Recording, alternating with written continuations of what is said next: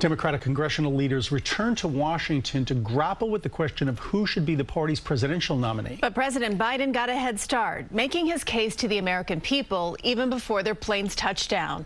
CBS 2 political reporter Marcia Kramer here now with more on that. Marcia. Well, Christine and Dick, after a disastrous debate and reports that key Democratic congressmen want him off the ticket, President Biden mounted a full-court press to make his case for being his party's presidential standard bearer. It was a move reminiscent of Donald Trump.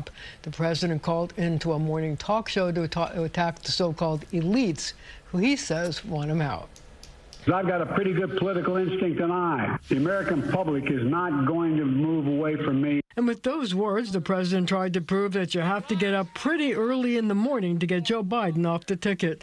Forget the disastrous debate with Donald Trump, he said.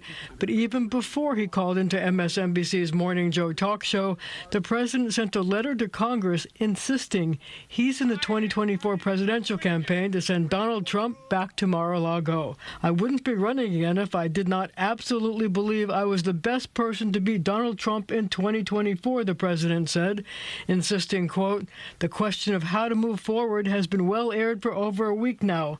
It's time for it to end. The letter, a reaction to reports that several top Democrats, including New York Congressman Jerry Nadler and Joe Morell, told House Minority Leader Hakeem Jeffries in a private call that Biden should abandon his re-election bid.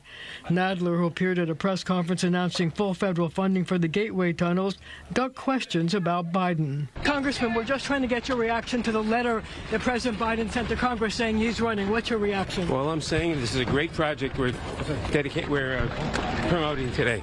Senate Majority Leader Chuck Schumer left immediately after he spoke at the Gateway press conference, reportedly to avoid questions about Biden. Nevertheless, he led a chorus of praise for the president, from Governor Hochul, New Jersey Governor Phil Murphy, and others, for making the desperately needed new tunnels under the Hudson a reality. President Biden gets a tremendous amount of credit for pushing that priority. Please give him one more round of applause.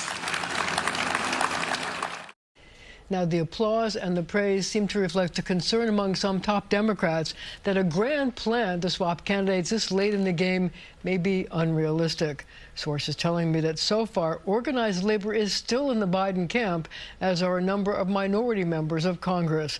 Congresswoman Grace Meng of Queens also issued a statement supporting President Biden. Dick, Christine? Nadler clearly not wanting to answer your question. No, he did not, but I certainly tried. Yes, you did, Marcia. You always do, Marcia. You always do. Thank you. Thank you.